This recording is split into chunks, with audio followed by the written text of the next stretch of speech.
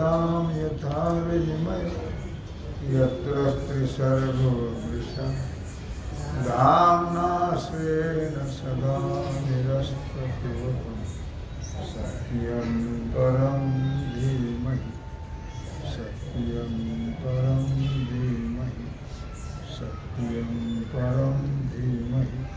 गोपाल कृष्ण भगवान की जय।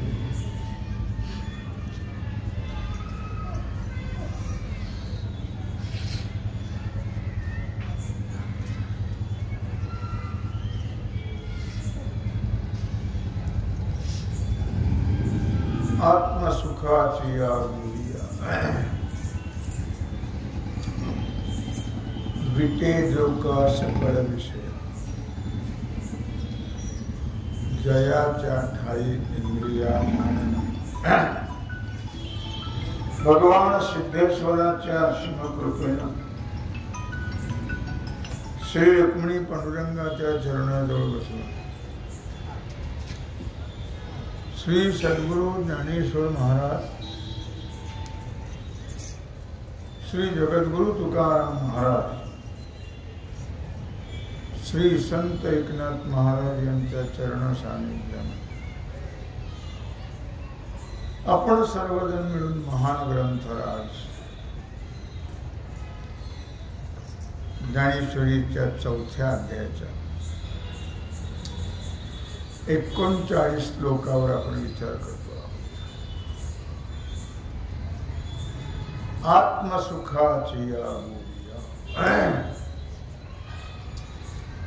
विटे जो का सकळ विषया। आत्मसुख इतकं स्वस्त नाही लक्षात।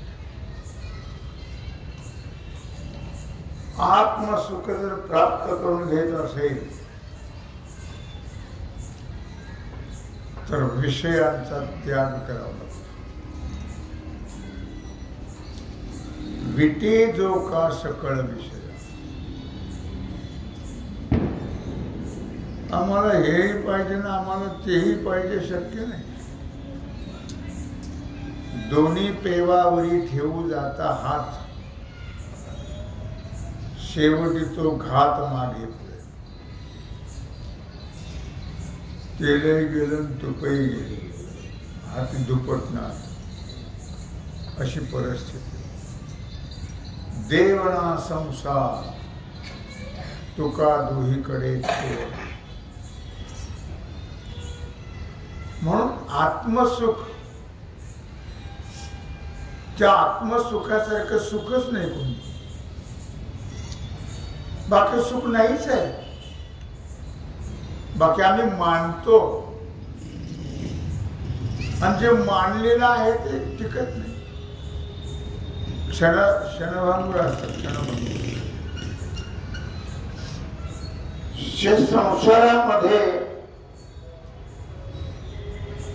कुठे सुख आहे सांगा? कशात सुख आहे? कुठं आहे? पत्ता सांगितलं तर बरं होईल। संसारामध्ये कुठे सुख आहे आणि कशात सुख आहे किंवा कुठल्या दुकानात कुठल्या शहरात कुठे मिळत असेल तर तोही पत्ता सांगितलं तर काही हरकत नाही। संसारामध्ये सुख मानतात म्हणून जगतात। कारण संसार दुःख मूळ चौकडे विंगळ विश्रांती नाही कोठे रात्रंदिवस तळमळ काम क्रोध लोभ शुनी पाठी लागले ओढाळ कवनावी शरण जाऊ दृष्टी येईल निर्मळ धर्म जागोस दैवाचा जोबा परोपकारी संसार दुःख मूळ जेवढे जगामध्ये दुःख आहे त्या सर्व दुःखाचं मूळ जर काही असेल तर संसार आहे. तिथून सर्व दुःखाला अंकुर फुटतं. संसारातून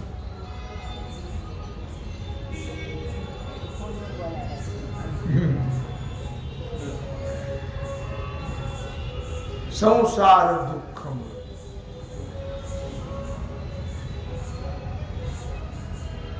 सर्व आयुष्यामध्ये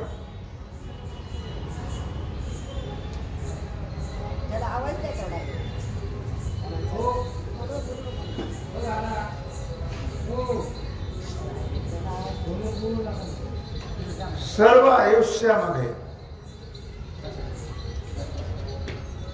संसार दुःख मूळ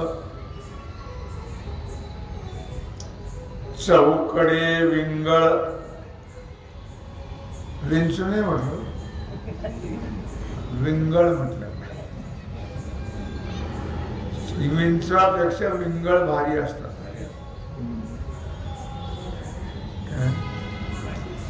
मग कोळशाचे निखारे घ्या नाही तर काही घ्या.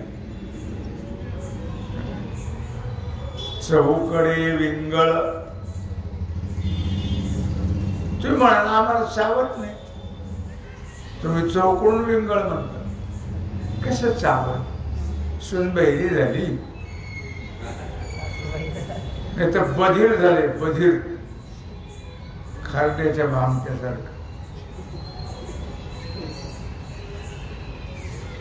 म्हणून आम्हाला ते भाषत हो नाही म्हटलं. भाषत दुःखच आहे सगळं. अथपासून तो इथपर्यंत दुःख आहे. संसारामध्ये सुख नाही पल घडी. एक पलभर सुद्धा सुख नाही संसारात. इतकं दुःख आहे. सुखाचा विचार नाही कोठे. आयुष्यभर माणसं शोधतात पण शेवटी हैराण होऊन मरतात. हैराण होऊन सुख काही मिळत. निदान शिक्षण झाल्यावर सुख मिळेल.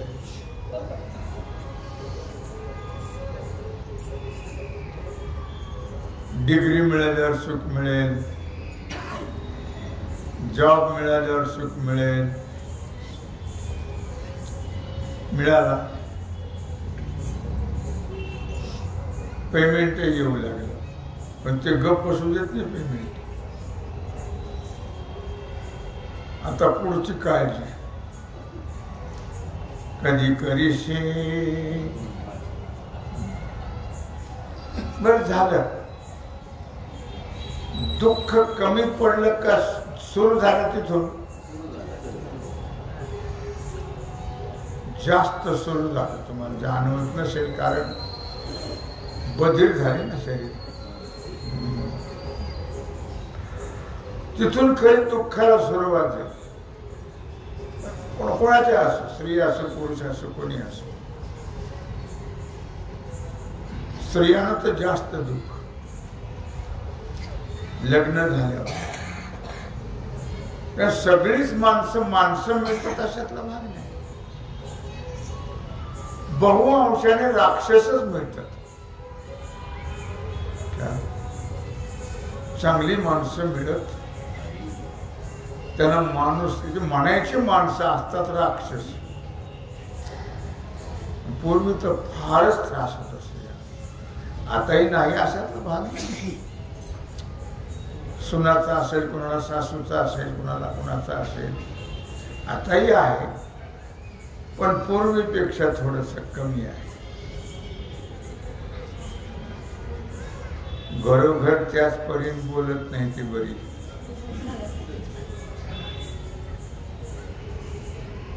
जाऊ द्या लग्न झालं 6-4 महिने कसे तरी गेले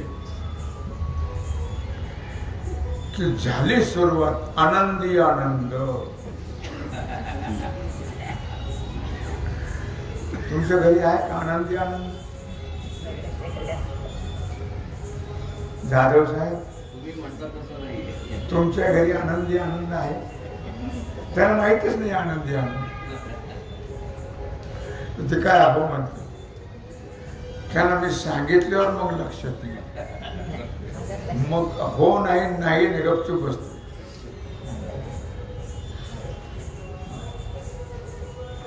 जर बायकोचं काम ऐकलं तर ती आनंदी. नाही नाही, तुम्ही ऐकायला तर नाही, तिचा जो तडा खाय तो आहेच. एकाला विचार तुम्ही आनंदी आनंद करा, आनंद ना म्हणा, नाही तर आनंदी तरी म्हणा. ते म्हणजे नाही, आनंदी आनंद, आमच्या घरी आनंदी आनंद आहे. म्हणजे त्याची व्याख्या म्हणजे आनंदी म्हणजे जर तिनं काही काम सांगितलं, थोडा उशीर लागला, जळत्या लाकडानेच मारी ती. काय मोकळे मन बोलतात काही माणसं. काही माणसं शिव्या फार प्रेम होती तर मारती रोज फार प्रेम होती तर काय, तेव्हा तिने लाकडच फेकून मारायचं जळत. जर मला लागलं की ती आनंदी, आणि माझ्याकडून चुकवलं मी की मी आनंदी. त्याला म्हणतात आनंदी आनंदी. तुमचे कसं आहे ते म्हणता का सांग.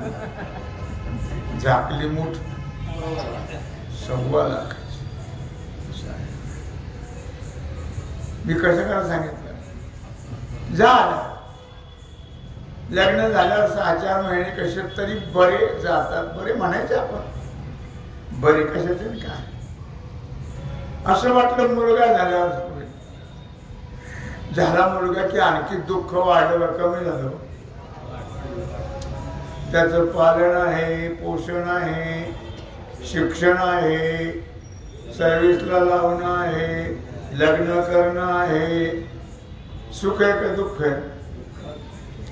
असं वाटलं मुलगा झाल्यावर बरं नोकरी लागल्यावर मिळेल त्याला. नोकरी लागल्यावर मग तो म्हणतो पप्पा तुम्हाला काही कळतं का नाही, माझ्या बरोबरच्या पोराचे लग्न झाले, केलं लग्न, नोकरी लग्न काही मोठा नाही. आणि लग्न झालं किती बाई कान फुंकते त्याची, मंत्र येते, गुरु मंत्र. आपलं म्हातारीचं अजिबात पटायचं हो नाही तर मी चालले बाहेर, तो राह एकटाच. तुम्ही राह म्हणत नाही, तू एकटाच राह. आपलं जमत म्हाताऱ्या माणसाने ते जमून घ्यावं लागतं. आता कसं जमून घ्या ते त्यांना माहिती बिचारायला. आपल्यावर काही तसा प्रसंग नाही. पण माझी बायको फार वेगळी होती. ती काही भांडणं नाही, शब्दांनी दुखवलं नाही कधी. ते फार वेगळं होतं का. आणि आता तुम्ही वेगळंच राहता, त्याच्यामुळे काही प्रश्न येत पंचायतच नाही कशी. काय मुद्दा काय चाललेला आहे, झालं लग्न पोरचं, आता सुख आहे का? आता काय सुख आलं, आता तर जास्त दुःख वाढलं. काय वाढलं? म्हणून संसार दुःखामुळं चौकडे विंगळ असं म्हणतात माणसं. एकदा पोराबाळांचे लग्न झाले, ते लाईनी लागले की आपण मोकळे हरी हरी करायचे. कशाचं? मातीचं हरी हरी कर. हो, ते दम देतात. ज्या पोरं सांभाळली नाही आमची तर म्हातारपणी सांभाळला नाही, आम्ही सांभाळता देते. पण मग आपल्याला भीती वाटते, नाही सांभाळलं तर नाही सांभाळत. ते मोठे खानदानी असतात लक्षात. सून तर फारच खानदानी असते. या मूर्खालाही कळत नाही. माफ करा मूर्ख म्हटलं तुम्हाला राग येत असेल माझ्या शब्दात, नाही म्हणत मी. शहाणा म्हणतो, शहाण्याला बी कळत नाही. ती तिच्याच बाजूने बोलत होती, तिच्याच बाजू. तूच चांगली नाही सन, तुलाच नीट बोलता येत नाही, तू नीट काम करीत नाही. आयुष्य असं जात. चहूकडे विंगळ विश्रांती नाही कोठे, रात्रंदिवस तळमळ. धर्माचा आभूष दैवाचा जोगा परोपकारी, आंधळ्या दृष्टी देतो त्याचे नाव मी उच्चारी. तुम्ही सांगायचं काय आलं, आंधळीच सगळे. तुम्ही सगळे आंधळे. ज्या अर्थी तुम्हाला हे ज्ञान नाही, ज्या अर्थी हे कळत नाही, त्या अर्थी तुका म्हणे अंधळी ती संसारी, जी नाही हरी ओळखिला. असं जाऊन द्या. नीट म्हणून त्याला कोण रडत. त्याचा काय विचार करायचा, एवढा आपलं चालली घडी ती खरी. विषय काय चालला, आत्मसुखाची या गोडिया, विटे जो का सकळ विषया.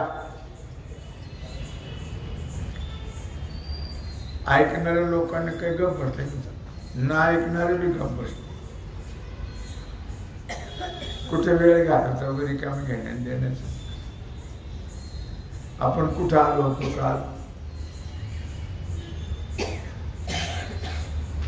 व्यासपीठापर्यंत. कुठं राहिलो तुम्हाला तुम्ही झालं का?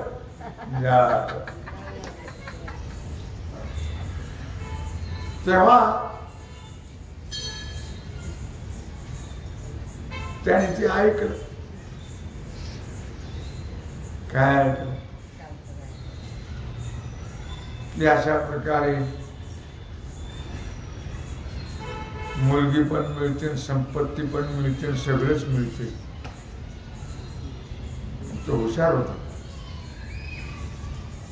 तो ह्याला झोपा लागले की हा बाहेर पडून सगळे कपडे काढून फेकले, लंगोटी लावली, अंगाला भस्म लावलं सगळ्या, आणि पाणवथ्याला जाऊन बसला. ओम नमः शिवाय, ओम नमः शिवाय, ओम नमः शिवाय. माता पहाटे बाया गेल्या पाण्याला. अगं भया कसला साथ गेलो, असल्या गाठ्याचं बसलाय. त्याला कशी थंडी वाजाना उघडा. आम्ही 2-2 स्वेटर घातले तरी थंडी नाही. असं बोलता बोलता बोलता उघडी जाहिरात. पूर्वी जाहिरात नव्हत्या, पेपर नव्हते, रेडिओ नाही,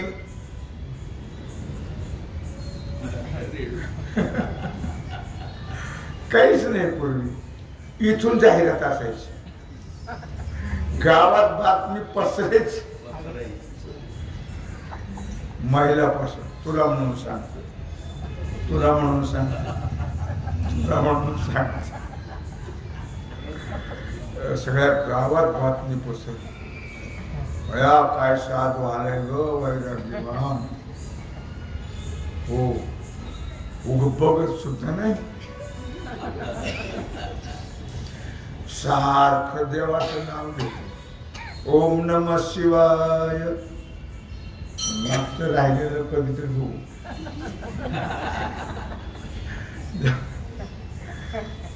बातमी हो हो हो हो म्हणतात. सावकाराचं कानावर बापरे काय भाग्य वो आपल्या आपकाचं. हा, रात्रीच विचार केला आपण तो सकाळी लगेच साधू ओ हो हो.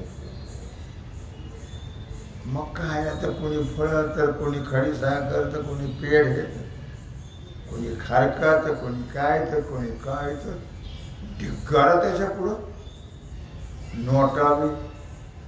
तो म्हणला यांच्याकडं बघितलं तर हक्का मिळायची विटे जो का सकळ विषया.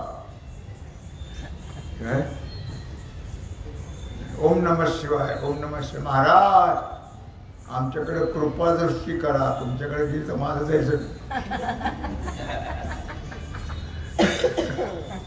तुमच्याकडे काय कृपा दृष्टी बोलला नाही मनात म्हणला.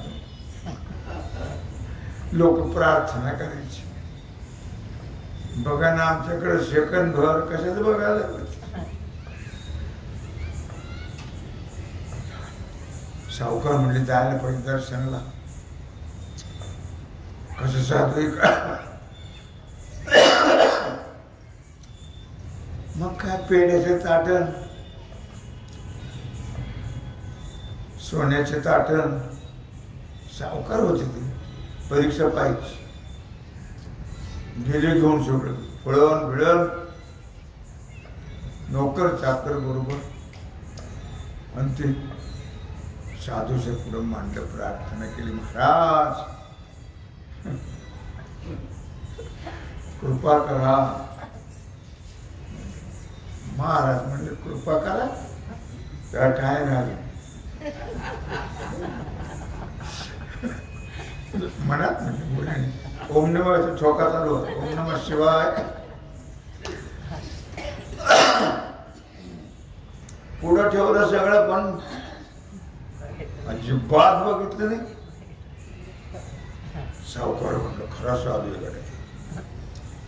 खरंच वय आपल्या हक्काचं भाग्य उदयाला. भाग्याचा उदय ते हे जोडी संत पाय. तेथून अनुठव माथा मरणा वाचवणे सर्वथा. गेले घरी. वर्धंत्राला सांगितलं. भजनी मंडळ सांगितलं. दिंडीच्या दिंडी घेऊन गेली. पालखी नेली. तिथं काही बोलतच नव्हतं. त्याचा ठोका चालू होता. ओम नमः शिवाय. ओम नमः शिवायचं महत्व फार. गेले तिथं प्रार्थना केली. उचललं पालखीत बसलं. सगळ्यांनी उचलून पालखीत बसलं. आणि काय मिरवणूक काढली तुम्हाला सांगू.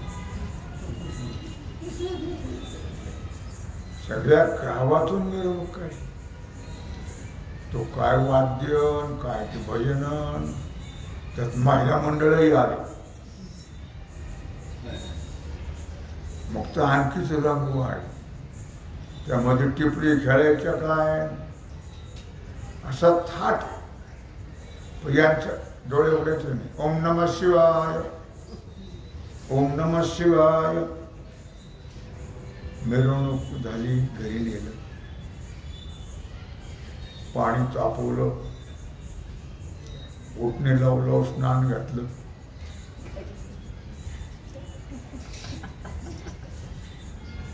त्यांचा ठोका ओम नमः. नाना प्रकारच्या साबणा वापरल्या. केलं काय वासाची झाड. स्नान झाल्यावर कसे कपडे आणले भारी भारी कपडे घातले. दागिने घातले अंगावर त्यांच्या. तर जावईच होणार. मग काय प्रश्न. हक्काचं भाग्य उदयाला आलं. ब्राह्मण बोलवला. तिथे काढायची. ब्राह्मणाला काय करायचं. दक्षिणा म्हणलाच गाठ. कशाची लग्न कशाची पत्रिका आणि कशाची काय. देवा म्हणले मुहूर्त बघा, उद्याच मुहूर्त.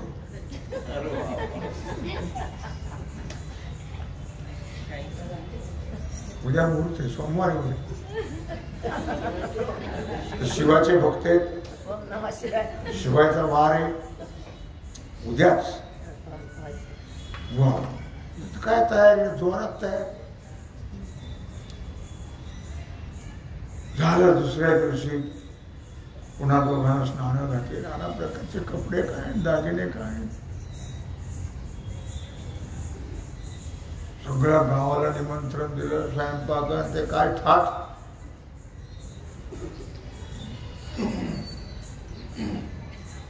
आमच्या इथं जोग महाराज,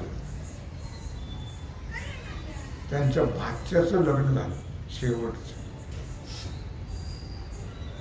ते म्हणले 80 प्रकार होते पात्रावर.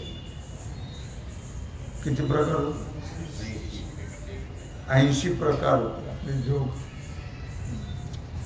काय काय पदार्थ होते. नाश्त्याला 40 पदार्थ होते.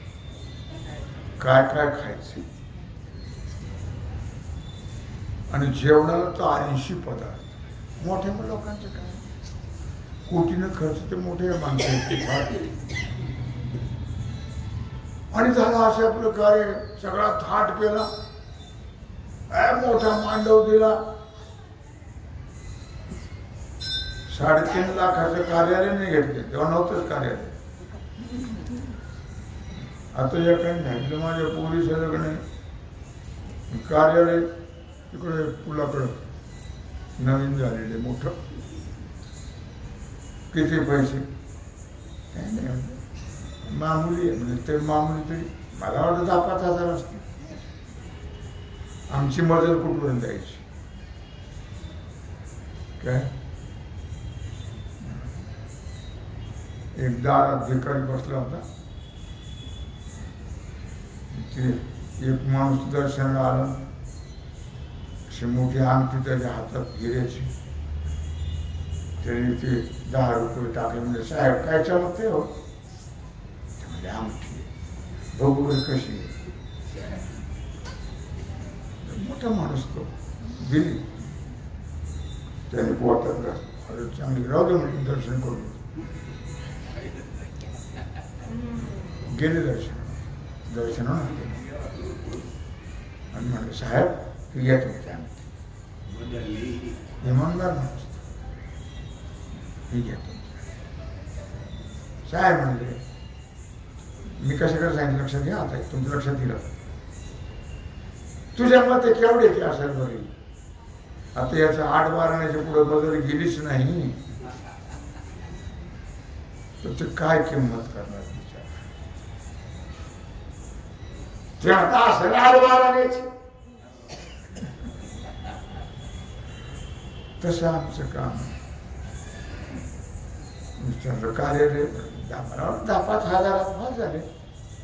ते म्हणले काही नाही, आता आहे लग्न परवा दिवशी 25ला. काही नाही 3.5 लागली. नुसतं कार्यालयाला लाखाचं तर डेकोरेशन आहे. म्हटलं साधारण जेवायला किती पैसे लागते खर्च? काही नाही लागायचे म्हणजे 4-5 लाख. लोक किती जमतील? 2,500 जमतील. 4-5 लाख जेवायला लागतील. असं मोठं मांडव दिलं, काय सांगावं तुम्हाला.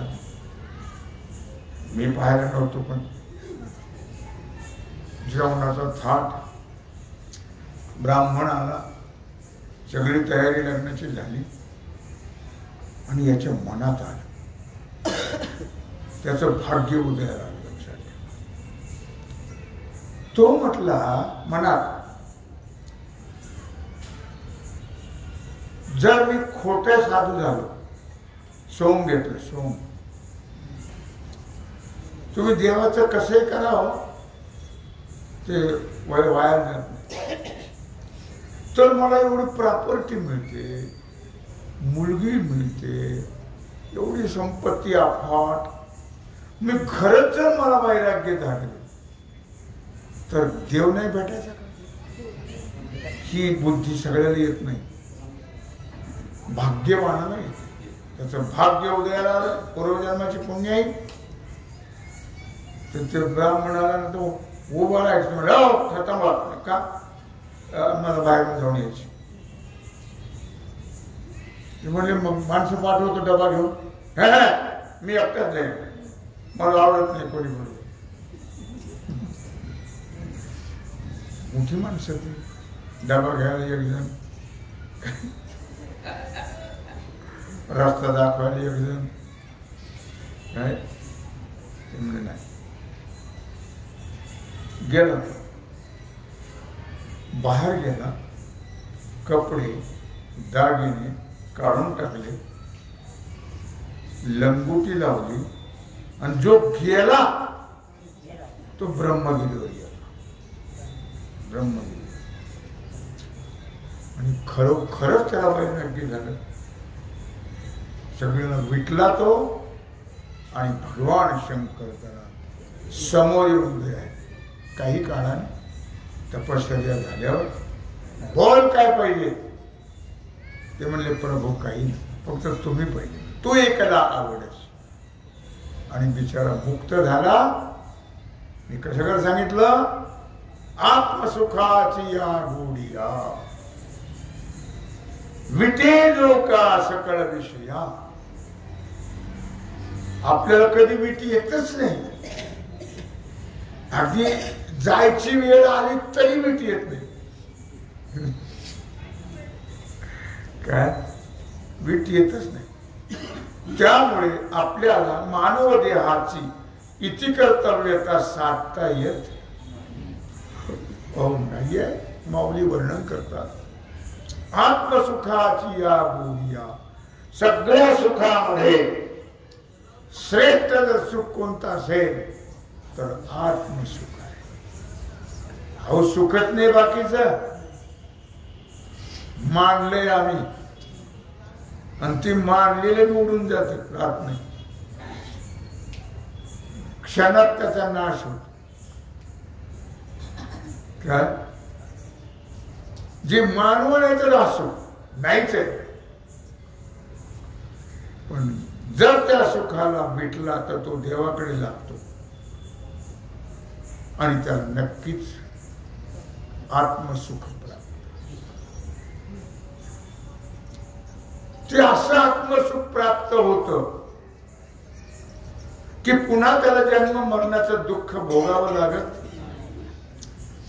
भगवत स्वरूपता प्राप्त होते, त्याचं नाव आहे मोक्ष. म्हणून माऊली म्हणतात, आत्मसुखाची या गोडिया विटे जो का सकळ विषया. जयाच्या ठाई इंद्रिया मान नाही. त्याने इंद्रियाचा मान ठेवलाय, अजिबात नाही. लंगोटी लावूनच निघून गेला, सगळं फेकून दिलं. भारी भारी कपडे दागिने नकोच. विटे लोक हा सकळ विषया. म्हणून प्रभूची प्राप्ती झाली आणि मोक्ष प्राप्त. म्हणून जयाच्या ठाई इंद्रिया मान नाही. जो मनाची चाडण सांगे, जो प्रकृतीचे केले निघे, जो श्रद्धेचे संभोगे सुखिया जाहला. जो मनाशी चाडण सांगे, मनाशी चाड म्हणजे मनामध्ये ज्या इच्छा आहे ते मन काही कुठे जात नाही. मनाच्या इच्छा कशा पूर्ण होतात, कशा पूर्ण करते मन इच्छा आपल्या, त्यातच सांगितलंय त्यांनी. काय आपल्या प्रकृतीला काय मानवतो, सगळं मानवत नाही. कुणाचं काय, कुणाचं काय, कुणाचं काय. जो मनाची चाडण सांगे, म्हणजे मनामध्ये ज्या इच्छा निर्माण झाल्या त्या इच्छा पूर्ण करण्याकरता कुठे जावं लागतं? कुठे जावं लागतं? कुठल्या हॉटेलमध्ये, कुठल्या गाडीवर,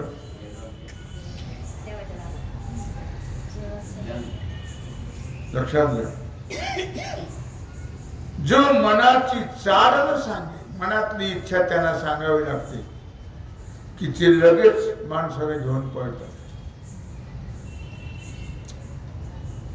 कुठे त्यांचं जसं ज्यांना मान्य असेल जिथं चांगले पदार्थ करतात, उंदरं टाकून काढून देतात, झुरळ सुद्धा काढून टाकतात, त्यात नाही ठेवत.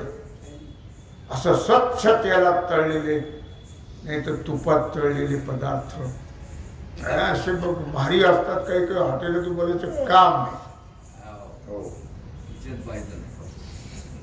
अशा दुकानात जा, कोण घेऊन जाते ना? मनाची चालण सांगे. मनाच्या इच्छेची पूर्तता करण्याकरता मन काही करत नाही जात, ते जाऊन त्याला काही करता येत नाही. मग ते इंद्रियाच्या द्वारा आपल्या इच्छा पूर्ण करतो. मग ते मन लगेच फोन करते कानाला, कोणतं हॉटेल चांगलं आहे, डोळ्याला कुठे चांगले पदार्थ आहेत. मी काय सांगतोय? जो मनाची चालण सांगे, मनाची इच्छा इंद्रियाला सांगत नाही तो, कारण इंद्रियाशिवाय पूर्ण होत नाही. मनाच्या इच्छा मनाला काय करता येतात पूर्ण? इंद्रियाद्वारे करावे लागतात. त्या मनात जर याचा उपयोग होत, मनात आलं कांद्याचे भजे खायचे तर मन खाऊ शकतं का? मग ते कानाकडं, डोळ्याकडं, मग नाकाकडं काय वास सुटलाय. गाडी जवळून गेलं की माणूस जातच नाही पुढं, ते वळलंच पाहिजे. कोणी काम केलंय? नाकाने, डोळ्याने पाहिजे, वा काय कुरकुरीत भजे, काय कानाने अगोदरच ऐकलं होतं. तो खंड गाडी आहे जाधवाची, काय माल असतो लक्षात. वा अगोदर ऐकलं होतं, नंतर डोळ्याने पाहिलं, नाकाला वास आला, ते पहिले ते गरम गरम. काय? जो मनाची चालण सांगे, मनाची इच्छा इंद्रियाला सांगितल्याशिवाय पूर्ण होत नाहीये, तो इंद्रियाकडे जाऊच देत. जो प्रकृतीचे केले नेघे,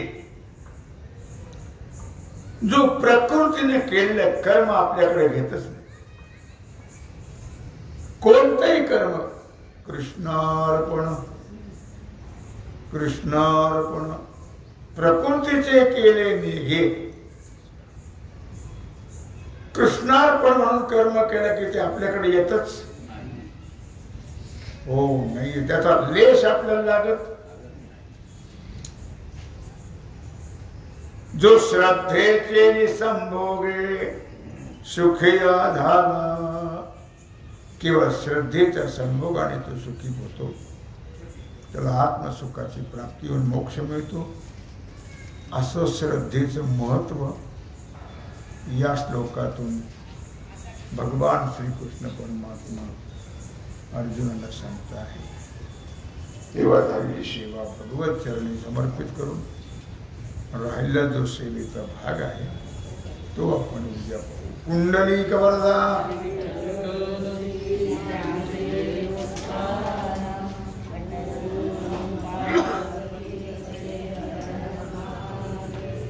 आता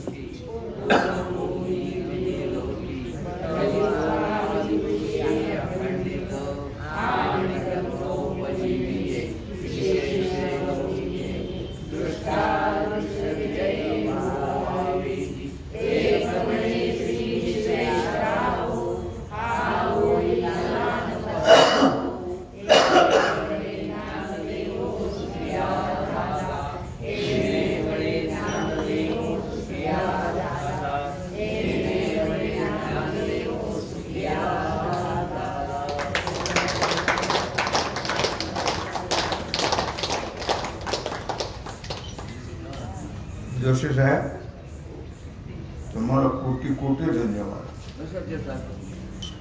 आता महिना झाला तुम्ही दिपाळी खाऊ घालताय. नाही झाला आता संपू द्या. मग सीताराम हनुमान सीताराम सीताराम